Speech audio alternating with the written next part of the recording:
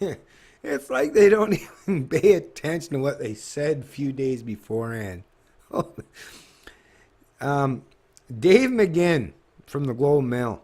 Many Canadians too cash strapped to raise children. But yet we're bringing all kinds of foreigners and immigrants from foreign countries that have huge amounts of children, right?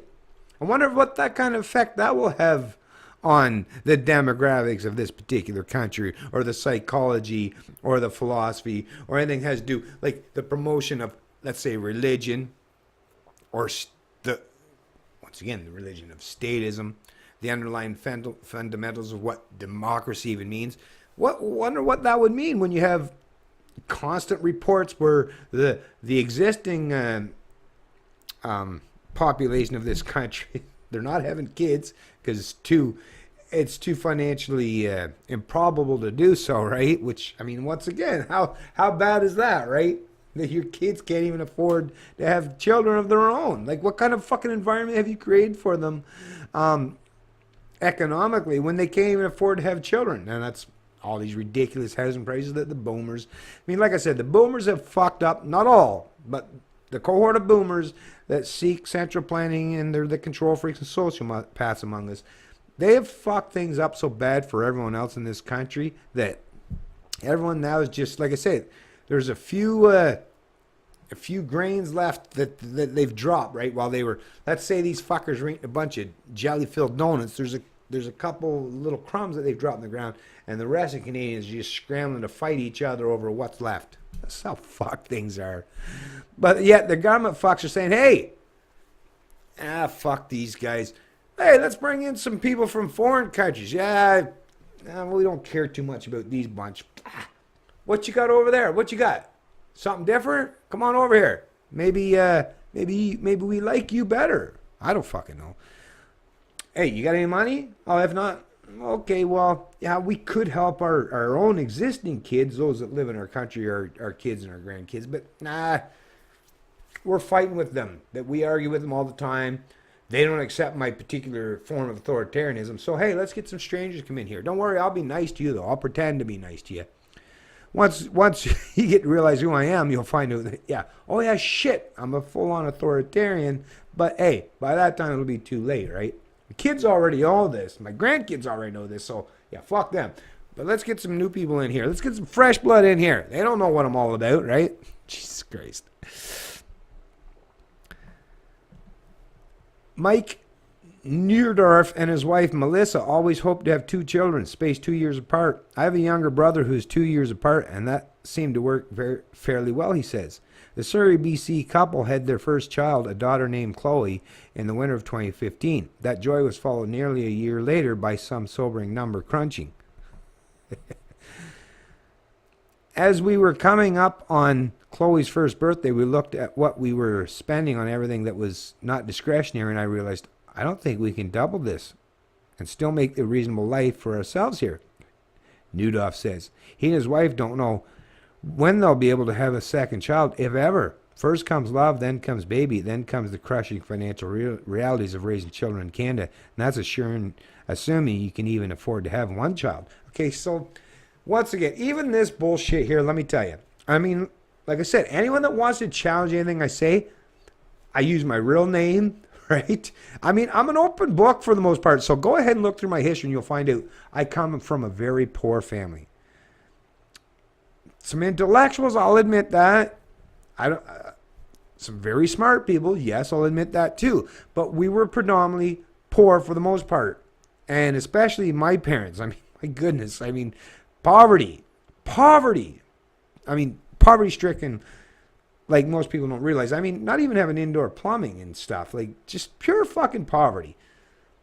But even my parents had me and my brother, and yeah, we didn't have the greatest of everything, but we never went without. We always were fed. And there were some dire circumstances in the 70s and the 80s that my parents went through, like when the economic situation and circumstances and the economy was doing pretty fucking bad, like kind of like along the same lines what we're looking at today. But they weren't so fearful and worried about this shit. Why? Because children aren't inherently that expensive to have. If it was that case, humans would have never got to be to the point where there's over 7 billion of us. Think about it. People in countries in much fucking... This is the part when these people talk about. So think about this.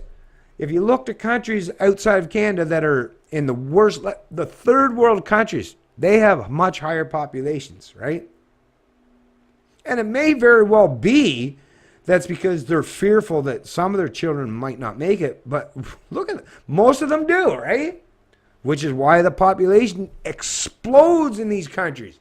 If more were dying than were living, you would see that the population would continue to be imploding. But because it continues to grow, it shows that obviously they can survive and thrive even in much worse circumstances that are much worse and much more dire than what we live in Canada. You know, one of the fucking first world, the G7 countries at the top of the heap when it comes to fucking prosperity and wealth. But now we're trying to like I say, a lot of this stuff is fucking political. Now, I'm not going to read the rest of this article.